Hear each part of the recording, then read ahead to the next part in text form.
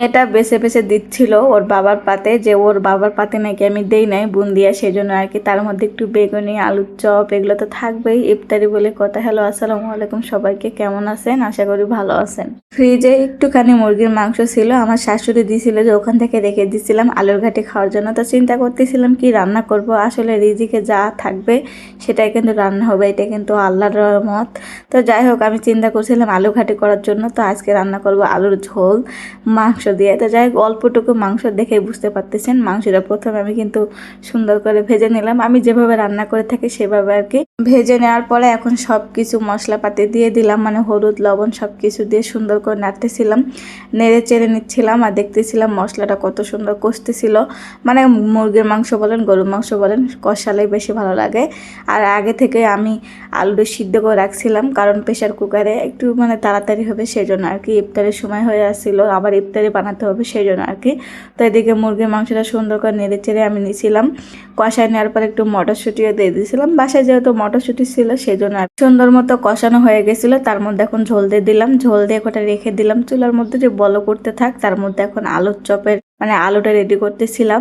আলুটা প্রথমে আমি সুন্দর করে মথে নিয়েছিলাম, তার মধ্যে একটু সরিষার তেল, লবণ, পেঁয়াজ, মানে ভর্তার মতো আমি করে করি যাতে খেতে ভালো লাগে। এটা আবার পোলা দিয়েও খাওয়া যাবে, আমি পোলা দিয়েও খাইছিলাম। তো যাই হোক, যারা যেভাবে করে তারা তো সেভাবে করবে, তাই না? আপনাদের ইচ্ছা মতো করতে পারেন, তো আমার ইচ্ছা মতো আমি করি। তো এইভাবে সুন্দর করে একটা শেপ করে নিচ্ছিলাম, গোল গোল করে। দেখা যাক কয় পিস হয়, অল্প কয় পিস বানাতে চাইছিলাম, তারপরেও দেখা যাচ্ছে যে অনেকগুলি হয়ে গেছিলো। তো কি আর করবো, আজকে না শেষ হলে গতকালকে খাওয়া যাবে, সমস্যা নেই। তার মধ্যে একটু বেগুন না হলে হয়, তো সেই জন্য একটু বেগুন কেটে নিলাম, কেটে নিয়ে রেখে দিলাম। তার মধ্যে একটু মাছ ভাজি করতে চাইছিলাম না, মানে আমার নানি শাশুড়ি টাটকা মাছ পাঠায় দিয়েছে, এখন তার নাতের দিকে পাগল হয়ে গেছে যে কয়টা মাছ ভাজি করো, খেতে ভালো লাগবে। এটা ছিল সিলভার কাপ মাছ আর কই মাছ।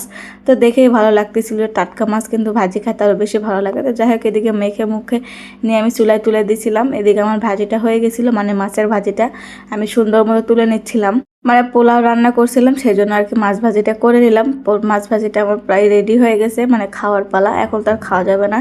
এদিকে মাছ ভাজি করে নিয়ে আমি বেগুনটা তুলে দিছিলাম। বেগুনটা একটু মোটা মোটা করে দেই, কারণ আমার হাজব্যান্ড একটু মোটা খেতে ভালো লাগে। ওর নাকি মানে পাতলা পাতলা নাকি মুখে কিছু বাজায় না, সেরকম একটা ব্যাপার থাকে। তো যাই হোক, এদিকে বেগুনটা প্রায় হয়ে গেছিলো, এখন আমি তুলে নিচ্ছিলাম আর কি।